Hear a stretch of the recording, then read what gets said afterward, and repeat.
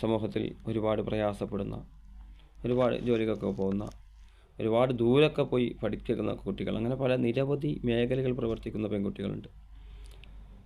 അപ്പോൾ പല പുരുഷന്മാരുമായും പല സന്ദർഭത്തിലും ഇടപഴകുകയും യാത്രകളിലും ഒക്കെ ഇടപഴകുന്ന സാഹചര്യം ഉണ്ടാകാറുണ്ട്. നമ്മുടെ നാടുകളിൽ നമുക്കറിയാം, ബസ് യാത്രകളും മറ്റ് സുഖസൗകര്യങ്ങളും ജോലികളും അങ്ങനെ ഒരുപാട് സ്ത്രീകൾ ഇടപെട്ടിട്ടാണ് പലപ്പോഴും സ്ത്രീ പുരുഷന്മാർ.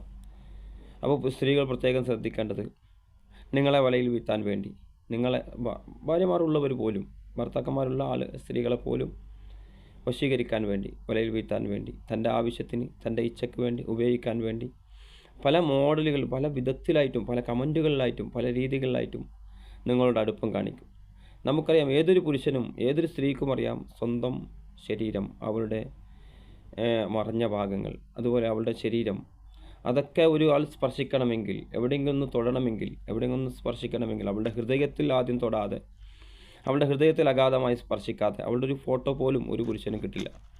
അതായത് മറഞ്ഞ ഭാഗത്തുള്ള ഫോട്ടോകളൊന്നും ഒരാൾക്ക് ലഭിക്കില്ല. കാരണം അത്രയും അടുത്ത് കഴിഞ്ഞിട്ട് നമ്മളാണ് പലപ്പോഴും പല സ്ത്രീകളും പലതും കാഴ്ച വെക്കുന്നതും കാണിച്ചു കൊടുക്കുന്നതും വീഡിയോ കോൾ ചെയ്യുന്നതൊക്കെ.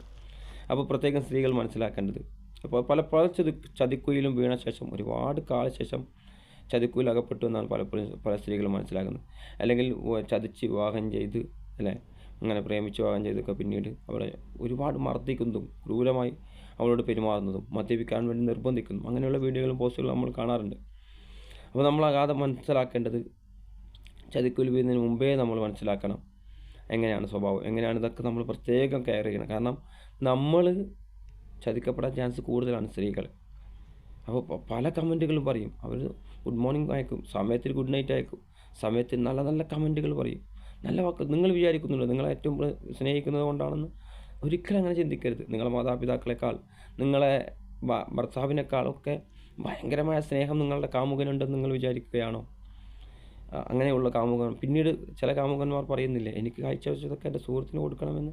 എത്ര വീഡിയോകളാണ്, എത്ര വോയിസുകളാണ്, എത്ര ആത്മഹത്യകളാണ് അതിൻ്റെ പേരിലൊക്കെ നടക്കാറ്. വഞ്ചിക്കപ്പെട്ടു, ചതിക്കപ്പെട്ടു എന്ന് എത്ര കാലശേഷം തിരിച്ചറിയുന്നതിനേക്കാൾ, ഒരുപാട് വൈകി അറിയുന്നതിനേക്കാൾ നല്ലത് നമ്മൾ ആ കുഴിയിലേക്ക് കാലെടുത്ത് വെക്കാതെയാണ്. ഒരു ചതിക്കുയിൽ അല്ലെങ്കിൽ ഒരു എന്തെങ്കിലും അഫെയറിങ്ങിൽ വീണു പോകുന്നതിന് മുമ്പ് ചിന്തിക്കുന്നതാണ് ഏറ്റവും നല്ലത്. വീണ് കഴിഞ്ഞാൽ നമുക്കൊരിക്കലും തിരിച്ചു വരാനോ ഇതാക്കാനോ കഴിയില്ല.